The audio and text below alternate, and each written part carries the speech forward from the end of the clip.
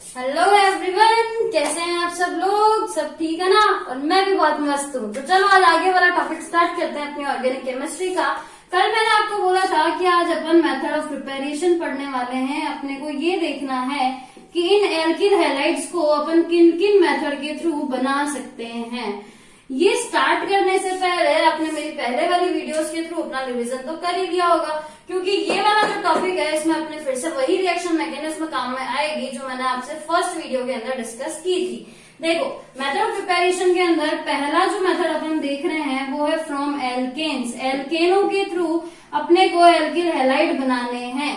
देखो, एल्केन मतलब क्या? सैचुरेटेड हाइड्रोकार्बन जिनमें सिंगल बॉन्ड हो। इनसे तो अपन ने कल ही इंट्रोडक्शन वाले पार्ट में देख लिया था कि एक हाइड्रोजन को रिप्लेस करवा दो किसी भी हेलोजन के थ्रू।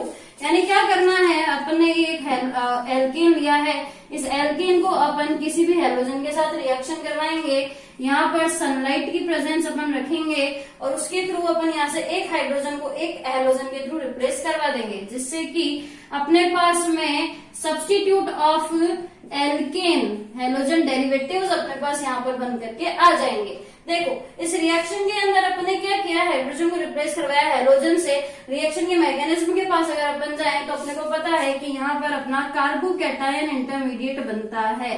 कार्बोकैटायन इंटरमीडिएट के बनने का मतलब हो गया, अगर रिएक्शन के अंदर मोर देन वन टाइप के प्रोडक्ट बनने की पॉसिबिलिटी हो, एक से ज्यादा अगर प्रोडक्ट बनने की पॉसिबिलिटी अपने पास में आ रही है, तो उस कंडीशन में अपन मार्कोनिकॉफ के अकॉर्डिंग जो कार्बोकैटायन स्टेबल होगा उसी को मेजर प्रोडक्ट मानेंगे। जैसे कि मान लो मेरे पास में इस बार मोर देन वन टाइप के कार्बन आ गए, ये कंपाउंड अपन लेके चल रहे हैं। ये अपना 1 डिग्री कार्बन है, ये भी अपना 1 डिग्री कार्बन है, लेकिन ये अपना 2 डिग्री कार्बन है। अब अगर अपन सब्स्टिट्यूशन की बात करें तो यहाँ से 1 डिग्री हाइड्रोजन भी सब्स्टिट्यूट हो सकती है, 2 डिग्री हाइड्रोजन भी सब्स्टिट्यूट हो सकती है, और ये वाली 1 डिग्री हाइड्रोजन भी सब्स्टिट्यूट हो सकती है। इस पोजीशन से करो या इस पोजीशन से करो, बात तो एक ही है। तो दूसरी पोजीशन कौन सी है अपने पास? ये वाली। यानी क्या होने वाला है, अगर अपन इस पोजीशन से हाइड्रोजन को सब्स्टिट्यूट करेंगे तो एक अलग टाइप का प्रोडक्ट बन के आएगा, अगर इस वाले से करेंगे तो एक अलग टाइप का प्रोडक्ट बन के आएगा। अपन दोनों ही कर लेते हैं। पहले मैं ये 1 डिग्री वाला रिप्लेसमेंट करवा रही हूँ, यानी अपने पास जो प्रोडक्ट बन के आएगा वो एक 1 डिग्री एल्किल हैलाइड होगा। और अगर अपन 2 डिग्री वाले से करेंगे तो जो प्रोडक्ट बन के आएगा वो एक 2 डिग्री वाला एल्किल हैलाइड होगा। Cl2 के साथ मैंने ये रिएक्शन यहाँ पर करवाई है। खुद से सोचो, इसके अंदर आपका 1 डिग्री एल्किल हैलाइड है, इसके अंदर आपका 2 डिग्री एल्किल हैलाइड है। कौन ज्यादा स्टेबल होता है? 2 डिग्री वाला ना।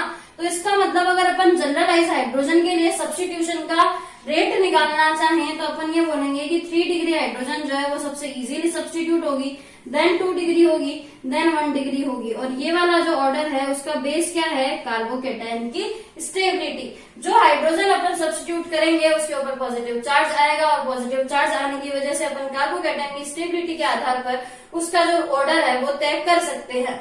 अब देखो क्या होता है, ये जो रिएक्शन है वो हो सकता है आयोनिक मैकेनिज्म से हो, या दूसरा तरीका फ्री रेडिकल मैकेनिज्म से भी ये रिएक्शन आपकी हो सकती है। तो उसमें भी क्या दिक्कत आ गई अपने को? फ्री रेडिकल मैकेनिज्म में क्या करेंगे? मुक्त मूलक बनाएंगे। और अगर अपन ने मुक्त मूलक या फ्री रेडिकल बनाए तो उनका भी तो ऑर्डर यही है ना, 3-2-1। अपन ने डिस्कस किया था कि कार्बोकैटायन हो या रेडिकल हो, दोनों का ही ऑर्डर अपना 3-2-1 रहता है। तो दोनों ही कंडीशन में अपने पास जो मेजर प्रोडक्ट बन के आएगा वो ये 2 डिग्री वाला होगा। ये हो गया आपका मेजर प्रोडक्ट और ये हो गया आपका माइनर प्रोडक्ट। बस इसी तरीके से अपन बाकी एग्जाम्पल भी देख सकते हैं। जैसे मान लो अपन बात करते हैं इस बार 4 कार्बन वाले की, जिसके अंदर अपने पास इस टाइप का कंपाउंड आ गया। इसमें क्या हो गया, ये 1 डिग्री है, ये भी 1 डिग्री है और ये भी 1 डिग्री है। 3 तो अपने पास में 1 डिग्री आ गए। और ये जो हाइड्रोजन है यहाँ पर वो कार्बन हाइड्रोजन दोनों ही 3 डिग्री है। और 3 डिग्री होने का मतलब इसमें मेजर प्रोडक्ट यहाँ से बनने वाला है, ना कि इन कंडीशन से। बात ये आती है कि क्या मेजर प्रोडक्ट बनने के साथ माइनर नहीं बनता है? क्या बिल्कुल बनता है, माइनर प्रोडक्ट भी बनता है। पर रिएक्शन के अंदर अगर अपन परसेंटेज देखें, जो अपने प्रोडक्ट एनालिसिस वाला मेथड पढ़ा था उसमें देखो उत्पाद विश्लेषण में अपन ने क्या करा था, जो प्रोडक्ट अपना ज्यादा अमाउंट में बनता है उसी के कार्बोकैटायन, उसी के इंटरमीडिएट के आधार पर अपन अभिक्रिया की क्रियाविधि का निर्धारण करते हैं। इसका मतलब अगर ये अपने पास ज्यादा अमाउंट मान लो 85% बन रहा है तो उस कंडीशन में रिएक्शन की जो मैकेनिज्म है वो इसी इंटरमीडिएट से होकर के निकलती हुई अपने को नजर आएगी। तो ये अपना पहला मेथड हो गया जिसके अंदर अपने को एक हेलोजन को रिप्लेस करवाना है एक हाइड्रोजन के साथ और एल्किल हैलाइड्स को बनाना है। रिएक्शन के अंदर एच यानी कि सनलाइट, प्रकाश की उपस्थिति अपन यहाँ पर रखेंगे। सनलाइट की प्रेजेंस में हाइड्रोजन सब्स्टिट्यूट हो जाएगा और जो बनकर के आएगा वो एक हेलोजन डेरिवेटिव या एल्किल हैलाइड होगा। दूसरे मेथड की अब अपन करते हैं बात।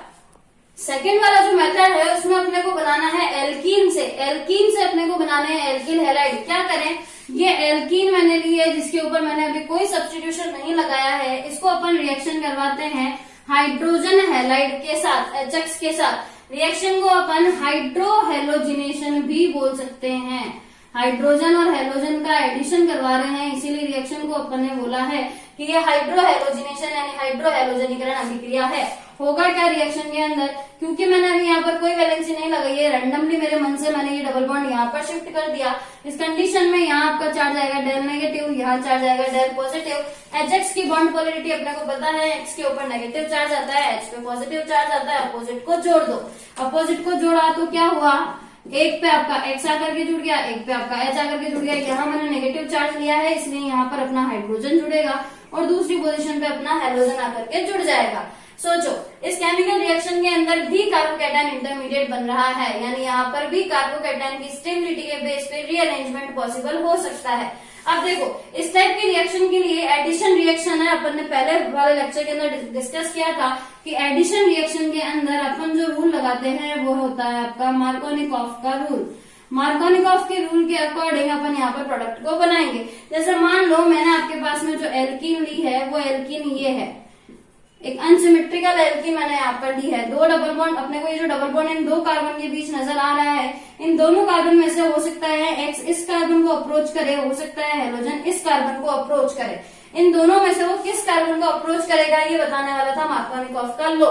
मार्कोनिकॉफ ने ये बोला था कि हाइड्रोजन वहीं जाकर जुड़ेगा जहाँ हाइड्रोजन का नंबर पहले से ज्यादा हो। डिस्कस किया था अपने इस रूल को, यानी कि अगर इसके ऊपर मुझे HX को ऐड करवाना है तो अपने पास प्रोडक्ट प्री डिसाइडेड रहेगा। हाइड्रोजन को तो वहां जोड़ दो जहाँ हाइड्रोजन ज्यादा है, इसके पास 2 है, इसके पास 1 है, तो यहाँ जाएगा, यानी ये तो कन्वर्ट हो गया CH3 में, और इसके पास आकर के आपका X जुड़ जाएगा। और इसी का एक्सप्लेनेशन तो अपन ने दिया था इंडक्टिव इफेक्ट, प्रेरणिक प्रभाव के आधार पर। यही तो बोला था कि इस कार्बन पर जो पॉजिटिव चार्ज आता है वो प्रेरणिक प्रभाव इन मैथिल ग्रुप के कारण स्टेबल हो जाता है, इसीलिए यही आपका हैलाइड जो है वो मेजर प्रोडक्ट के फॉर्मेट में बनता है। यहाँ माइनर क्या बनेगा, उल्टा जोड़ दो, इस बार इसमें X जोड़ दो और इसके ऊपर आपका H जोड़ दो, यानी कंडीशन क्या आई, ये CH3 है, ये CH2 है, इस CH2 के साथ अपन ने जोड़ दिया X को, ये तो बन गया आपका माइनर प्रोडक्ट और ये बन गया आपका मेजर प्रोडक्ट। यानी इस रिएक्शन के अंदर अपने को क्या ध्यान रखना है, हाइड्रोहेलोजनीकरण अभिक्रिया में केवल मार्कोनिकॉफ का नियम ध्यान रखना है। मार्कोनिकॉफ का नियम लगाएंगे एक अनसिमेट्रिक असममित एल्कीन के ऊपर। इस एल्कीन के अंदर हाइड्रोजन को वहां जोड़ोगे जहां हाइड्रोजन पहले से ज्यादा है, हेलोजन को वहां जोड़ोगे जहां हाइड्रोजन पहले से कम है। इस तरीके से रिएक्शन का मेजर और माइनर दोनों प्रोडक्ट अपने पास बन करके आ जाएगा। बात करते हैं तीसरे टाइप की रिएक्शन की। अच्छा, एक बात बताओ, अगर इस रिएक्शन के अंदर अपने पेरोक्साइड डाल दिया, यानी कि मैं ये बोल रही हूँ कि अगर आपने एसिमेट्रिक एल्कीन वापस से यही वाली ली, पर इसके साथ जब आप HX को ऐड करवा रहे थे तो रिएक्शन में आपने थोड़ी सी पेरोक्साइड की उपस्थिति रख ली, तो पेरोक्साइड की उपस्थिति में क्या होता है, एंटी मार्कोनिकॉफ का एडिशन, यानी इस बार ये वाला जो प्रोडक्ट है वो आपका मेजर प्रोडक्ट होगा। एंटी मार्कोनिकॉफ का मतलब X को तो वहां जोड़ो जहां हाइड्रोजन ज्यादा है और हाइड्रोजन को वहां जोड़ो जहां पर हाइड्रोजन कम है। यानी यहाँ पर हाइड्रोजन कम है तो ये तो हो गया आपका CH2 और X को यहाँ जोड़ना है, इसका मतलब ये प्रोडक्ट बनेगा आपका मेजर प्रोडक्ट। तो पेरोक्साइड इफेक्ट के अंदर अपने को ये ध्यान रखना है कि एंटी मार्कोनिकॉफ का लॉ लग जाता है। HX अपन HBr यूज में लेते हैं, HBr के ऊपर अगर पेरोक्साइड की उपस्थिति में यही रिएक्शन करवाई जाए तो 1 degree alkyl halide major product बनता है, जबकि 2 degree alkyl halide minor product बनता है। तो एंटी मार्कोनिकॉफ या पेरोक्साइड इफेक्ट को भी आपको ध्यान में रखना है। अब शुरू करते हैं अपना थर्ड वाला पार्ट। तीसरा जो टाइप अपने पास आता है वो है फ्रॉम एल्कोहल। एल्कोहल के साथ अपने को एल्किल हैलाइड्स को बनाना है। देखो, इसके अंदर अपन 3 टाइप की रिएक्शन की बात करेंगे, जिसमें से पहली अपन बात कर रहे हैं फॉस्फोरल हैलाइड। फॉस्फोरस के हैलाइड्स के साथ अपन रिएक्शन करवा के एल्कोहल को बनाएंगे। इसमें 2 कंडीशन है। अगर मान लो मैंने एल्कोहल ROH को रिएक्ट करवाया है PX3 के साथ में, PX3 के साथ मैं इसको रिएक्ट करवा रही हूँ, अपन 3 मॉलिक्यूल काम में लेंगे एल्कोहल के। PX3 का मतलब ये हो गया ना। अब खुद से सोचो, PX3 के साथ अपन इसको रिएक्ट करवा रहे हैं तो यहाँ से क्या होने वाला है, 3 मॉलिक्यूल अपन ने R के लिए हैं, 3 ही अपने को यहाँ पर X नजर आ रहा है, यानी बाहर क्या निकल जाएगा आपका 3RX का मॉलिक्यूल। ठीक है। उसके अलावा क्या बच गया, एक तो बच गया फास्फोरस और 3 बच गए आपके पास में OH। यानी क्या होगा इस रिएक्शन के अंदर अपने पास बन के आ गए 3 तो एल्किल हैलाइड के मॉलिक्यूल, साथ में बचा आपका फास्फोरस जिसके साथ में 3 हाइड्रोक्साइड है। इसी को अपन H3PO3 फास्फोरिक एसिड भी इस तरीके से लिख सकते हैं।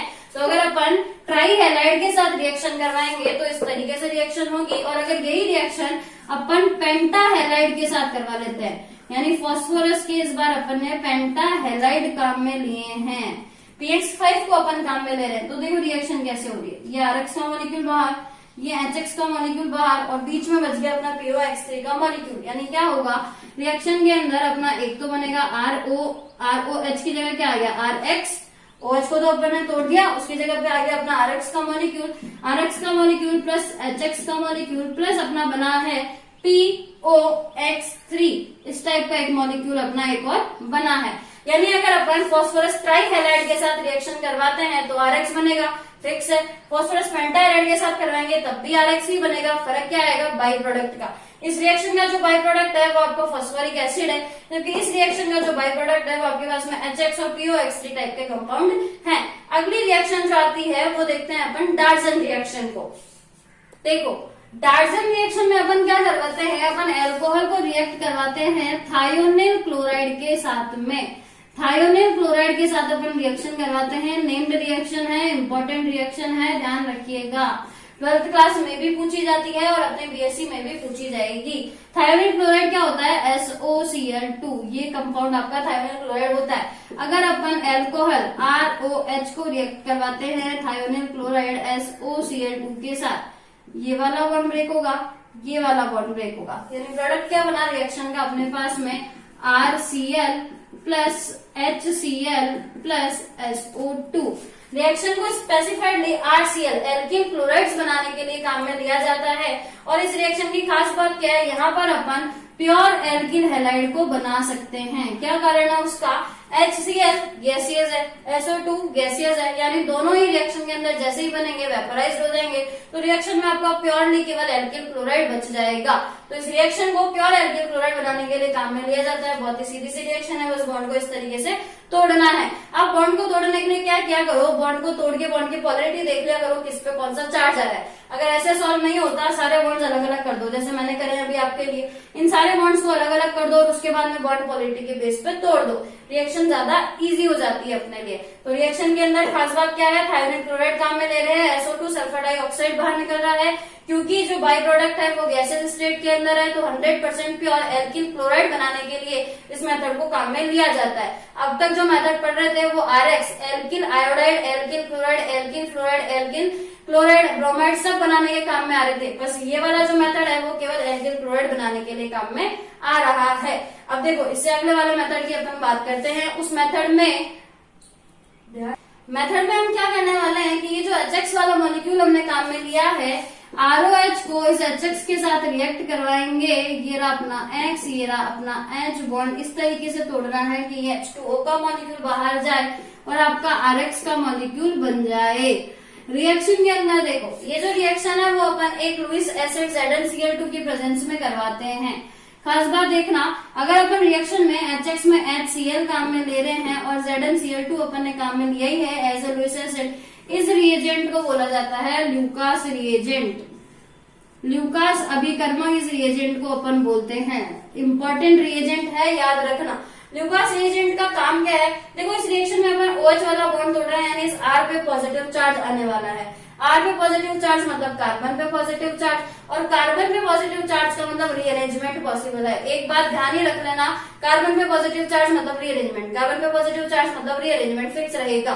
कुछ चीजें एकदम केमिस्ट्री के अंदर अपनी 1 to 1 चलती है, वो आप ध्यान रखा करो, आपसे इजीली सॉल्व हो जाएंगे प्रॉब्लम्स। देखो ZnCl2 और HCl अपन ने लिया, ल्यूकास रिएजेंट बोला है, रिएक्शन कुछ इसी तरीके से होनी है। खास बात रिएक्शन की क्या है, अपन एल्कोहल से HCl की रिएक्शन करवा रहे हैं, ZnCl2 की प्रेजेंस अपन ने रखी है और अपन ने बोल दिया कि RCl बन गया यहाँ पर और आपका H2O का मॉलिक्यूल जो है वो बाहर निकल गया। रिएक्शन को नाम दिया जाता है ग्रोव्स मेथड, ग्रोव प्रक्रम इसको बोलते हैं, ग्रोव्स मेथड बोला जाता है। ल्यूकास रिएजेंट को यूज में लिया जाता है। कंडीशन, ये जो अल्कोहल आपने लिया है वो 3 डिग्री भी हो सकता है, 2 डिग्री भी हो सकता है, 1 डिग्री भी हो सकता है। 1 डिग्री और 2 डिग्री के लिए ZnCl2 कंपल्सरी हो जाता है, 3 डिग्री विदाउट ZnCl2 भी रिएक्शन को कर जाता है। खास बात क्या है, कैटायन अलग अलग तरीके के बनेंगे। अगर अपन ने अल्कोहल अलग अलग लिया है तो कैटायन भी अलग अलग तरीके के बनेंगे। तो क्या करना है इस बार, इस रिएक्शन के होने का जो टाइम है, स्पीड है, वेलोसिटी है, वो अपने को इन एल्कोहल में डिफ्रेंशिएट करने के काम आती है।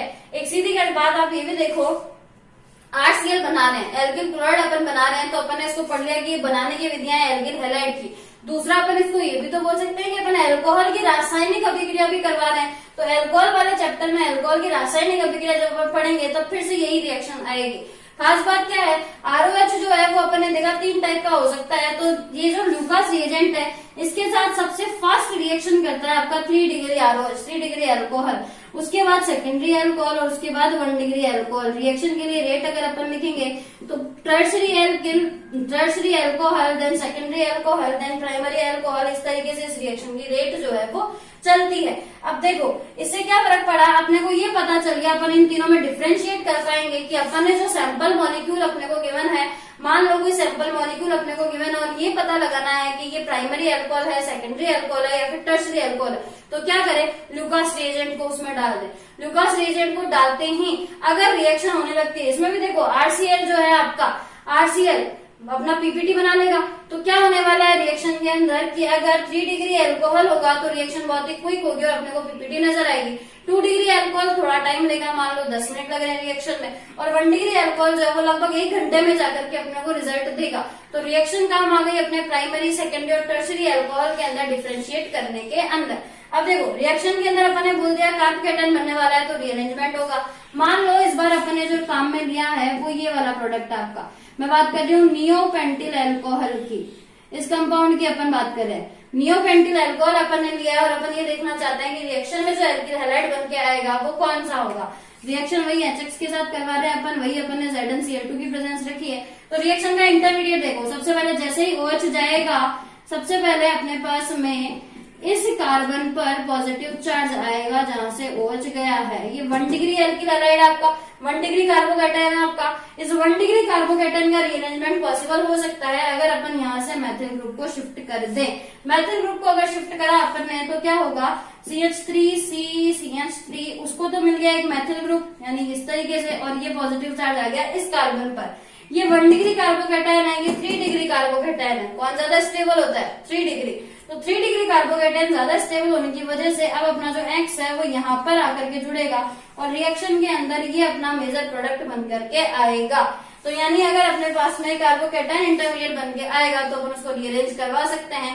रीअरेंज करवा करके रिएक्शन का मेजर प्रोडक्ट डिसाइड किया जा सकता है। तो इस तरीके से अपन अल्कोहल से भी HX की रिएक्शन करवा करके रिएक्शन को कंप्लीट कर सकते हैं। ध्यान रखने लायक बात क्या है, कार्बोकैटायन का रीअरेंजमेंट, वो ध्यान रखना, उसके बिना रिएक्शन अधूरी रह जाएगी। चलो आगे चलते हैं। देखो अगर अपन ने अभी जो नियोपेंटिल अल्कोहल लिया था उसकी मैकेनिज्म को अपन देखना चाहें तो वो भी अपन ड्रॉ कर लेते हैं, क्योंकि एग्जाम के अंदर अपने मैकेनिज्म से भी सवाल आता है। तो ये रिएक्शन के अंदर क्या होने वाला है, एसिड कैटालिस्ट रिएक्शन है, ये H+ रहा अपना। सबसे पहले ये जो लोन पेयर है ये H+ जो है वो इस लोन पेयर को अप्रोच करेगा। H+ अगर इस लोन पेयर को अप्रोच करेगा तो अपने पास क्या बन के आएगा, CH3 सारे के सारे ग्रुप अपन एज इट इज लगा देंगे। केवल इस ऑक्सीजन का लोन पेयर हाइड्रोजन ने ले लिया है। अब इसके पास जो था वो इसको दे दिया तो हो गया ना गरीब, और गरीब हो गया मतलब चार्ज कौन सा, पॉजिटिव चार्ज अपन ने यहाँ पर लगा दिया। अब होगा क्या, खुद गरीब है, खुद पर पॉजिटिव चार्ज है तो दूसरे के कहेगा भाई मुझे दे दे। तो ये क्या करा, इस कार्बन को बोलेगा मैं तो तेरा दोस्त हूँ, मैंने तेरे साथ बॉन्डिंग करी है तो अब तू ही मुझे इलेक्ट्रॉन दे दे। अब दोस्ती है निभानी तो पड़ेगी। तो ये बोलेगा वहां चल ले जा, मैं गरीब हो जाऊंगा चलेगा पर तू तो मेरा दोस्त है तो तू ले जा। तो इसने क्या करा, इस कार्बन से बॉन्ड के इलेक्ट्रॉन अपनी तरफ खींच लिए। अगर कार्बन से बॉन्ड के इलेक्ट्रॉन इसने खींच लिए तो इसको तो मिल गया नेगेटिव चार्ज, यानी ये तो हो गया आपका न्यूट्रल, और इस कार्बन में बचा रह गया आपका पॉजिटिव चार्ज। यानी रिएक्शन के अंदर आपका कार्बोकैटायन इंटरमीडिएट यहाँ पर बन चुका है। कार्बोकैटायन इंटरमीडिएट यहाँ पर अपना ये बन करके आया है जो कि एक 1 डिग्री कार्बोकैटायन है। अब इसके अंदर अगला स्टेप अपन ने पहले ही बोला था, कार्बोकैटायन को देखते ही याद कर लिया करो रीअरेंजमेंट मतलब क्या, इस बार अपन इसको अगर रीअरेंज करवाते हैं, पुनर्विन्यास करवाते हैं इसका, तो रीअरेंजमेंट के थ्रू इसको ज्यादा स्टेबल में कन्वर्ट करेंगे। तरीका क्या रहेगा, मेथड शिफ्ट यहाँ होगी, पॉजिटिव चार्ज यहाँ पर शिफ्ट हो जाएगा। तो बनके क्या आएगा अपना CH3C, CH3, CH2, CH3 और इस पर अपना ये पॉजिटिव चार्ज। यहाँ अपने केवल H+ कॉमन लिया है, अभी अपना X- बाकी है, तो वो X- इस अगले स्टेप में अप्रोच करेगा और आपका फाइनली एल्किल हैलाइड बन करके आ जाएगा, जो कि एक टर्शरी एल्किल हैलाइड होगा। तो ये रिएक्शन इस मैकेनिज्म से कंप्लीट होती है कि सबसे पहले प्रोटोनेशन होता है, सबसे पहले प्रोटोन आकर के जुड़ता है, उसके बाद वाटर का मॉलिक्यूल यानी कि डिहाइड्रेशन होता है, वाटर का मॉलिक्यूल बाहर निकलता है, अगले स्टेप में कार्बोकैटायन बनता है जिसको अपन रीअरेंजमेंट करते हैं और लास्ट फाइनली अपन इसके ऊपर हैलाइड को जोड़ करके हाइड्रोहेलोजिनेशन रिएक्शन को कंप्लीट करते हैं। ये इस रिएक्शन के मैकेनिज्म खत्म होने के साथ ही एल्कोहल से अपन ने तीनों मेथड पढ़ लिए हैं, फास्फोरस ट्राइहैलाइड, फास्फोरस पेंटाहैलाइड, SOCl2 यानी कि डार्जन रिएक्शन और HX। ये 4 रिएक्शंस आपको अल्कोहल के साथ करवानी है जिनसे कि आप एल्किल हैलाइड को बना सकते हैं। बात करते हैं अब अपन अगले मेथड की। अगला जो अपना ये 4th मेथड है जिसमें अपन कार्बोक्सिलिक एसिड से एल्किल हैलाइड बनाएंगे। इस मेथड में अपन हुंस-डीकर अभिक्रिया पढ़ रहे हैं। हुंस-डीकर अभिक्रिया में क्या करते हैं, अपन लेते हैं सॉल्ट कार्बोक्सिलिक एसिड का, वो भी कौन सा, सिल्वर सॉल्ट। कार्बोक्सिलिक एसिड का सिल्वर सॉल्ट अपन काम में लेते हैं Ag या फिर सिल्वर सॉल्ट। इस सिल्वर सॉल्ट को अपन ने काम में लिया Br2 या फिर इसको रिएक्शन करवा सकते हैं अपन Cl2 के साथ में। प्रेजेंस रखते हैं CCl4 की, कार्बन टेट्राक्लोराइड की। रिएक्शन के अंदर आपका अगर आपने Br2 लिया है तो एल्किल ब्रोमाइड बन के आएगा, अगर Cl2 लिया है तो एल्किल क्लोराइड बन के आएगा, साथ में CO2 और AgBr बनेगा, जो दोनों ही CO2 की अगर बात करें तो गैसेज स्टेट के अंदर है, AgBr की अगर अपन बात करें तो वो एक इनसॉल्युबल सॉलिड है जो कि जाकर के पेन में इकट्ठा हो जाएगा, PPT बन जाएगा, प्रेसिपिटेट आउट हो जाएगा, अवक्षेप उसका बन जाएगा। तो अगर रिएक्शन में बात करें, ये अपना बाहर उड़ रहा है, ये अपना नीचे बैठ रहा है, तो बचा कौन, केवल और केवल आपका ये एल्किल ब्रोमाइड, या अगर आपने क्लोराइड लिया तो एल्किल क्लोराइड। इस कंडीशन में देखो यहाँ पर भी तो अपने पास 100% प्योर एल्किल ब्रोमाइड या क्लोराइड ही प्राप्त हो रहा है। यानी अपन क्या बोल सकते हैं, हुंस-डीकर रिएक्शन भी एक अच्छी रिएक्शन है एल्किल ब्रोमाइड या एल्किल क्लोराइड की अपनी यील्ड को बढ़ाने के लिए, प्राप्त करने के लिए। बस हुआ क्या, CO2 और AgBr बना, एक प्रेसिपिटेट आउट हो गया और एक बाहर वेपराइज्ड हो गया। देखो इस रिएक्शन के मैकेनिज्म की अगर अपन बात करते हैं तो सबसे पहले ये जो सिल्वर सॉल्ट अपन ने काम में लिया था, ये इस तरीके से AgBr के मॉलिक्यूल को बाहर निकाल देता है। AgBr का मॉलिक्यूल बाहर निकला तो ये O किसके साथ जुड़ गया, Br के साथ, अपने पास में बन करके आ गया ब्रोमाइड सॉल्ट। अब देखो इसके अंदर अपन ने क्या किया, इस बॉन्ड का होमोलाइटिक क्लीवेज करवाया। होमोलाइटिक क्लीवेज मतलब इस बार फ्री रेडिकल बनने वाले हैं। इस ऑक्सीजन पे एक रेडिकल आएगा, ब्रोमीन पे एक रेडिकल आएगा, जो अपन ने यहाँ पर बना दिया। इस ऑक्सीजन पर एक रेडिकल है तो ये क्या करेगा, इस कार्बन कार्बन बॉन्ड को भी होमोलाइटिकली विखंडित करवा देगा, समांश बंध विखंडन इसका करवा देगा। इस समांश बंध विखंडन से क्या होगा, एक तो जो अपना रेडिकल है वो इस कार्बन पर आएगा और एक रेडिकल अपना इस कार्बन पर आएगा। एक रेडिकल ये रहा, एक रेडिकल ये रहा, दोनों मिलकर के एक नया बॉन्ड बना देंगे। इसलिए यहाँ पर तो क्या हो जाएगा, C डबल बॉन्ड O यानी कि CO2। CO2 इस स्टेप के अंदर अपनी वेपराइज्ड हो जाएगी और अपना बच गया इस कार्बन के ऊपर रेडिकल।